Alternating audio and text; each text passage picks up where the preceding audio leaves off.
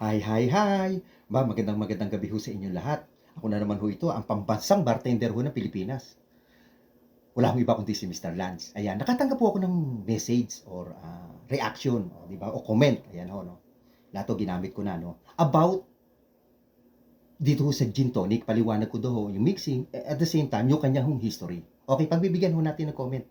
By the way, bago ho natin pag-usapan ho yan, ay alam nyo ang gin tonic, one of the popular cocktail or mixed drink ho ito sa buong mundo. Hindi lang ho dito sa Naspi, pati ho sa buong mundo. Ito ay very popular, ano. Pwede ho kayong gumamit ng any kind of gin.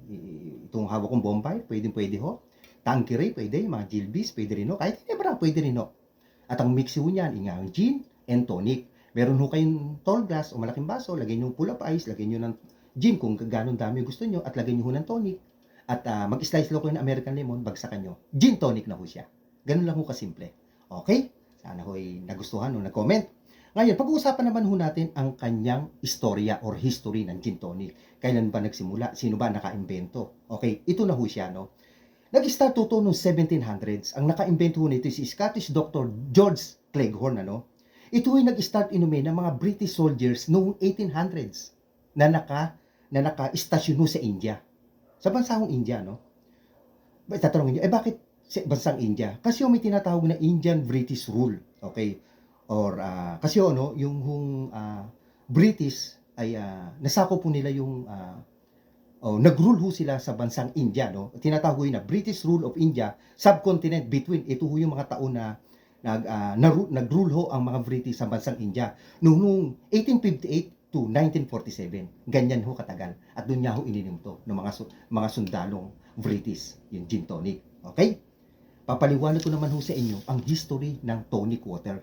Itong tonic water, may kinalaman din ho dito sa tinatawag ho na British Rule of India. Alam niyo kung bakit? Ito na. Itong history ng tonic. Ito naman yung tonic, ano? Ito yung tonic, ano? Yung first commercial tonic ko, no? Nag-start to noong 1858. O, di ba sabi ko sa inyo, nag-rule ho ang mga British 1858 to 1947. Nag-start to itong ibenta noong 1858. Alam niyo kung sino may owner ho nito? Si Pitt and Company. Ito hong tonic water na tinatawag ko nito. Ang originated ho nito, yung tinatawag ko na British Colonial India. Yung pinaliwanag ko kanina. Okay? Di ba napakaganda ho ng history ng gin tonic? Ano ho siya na kabit-kabit kumbaga sa kanya, no? Dugtong-dugtong, ibig sabihin. Okay? Baka may mga comment ho kayo, ha? Comment lang ho kayo dyan. Okay?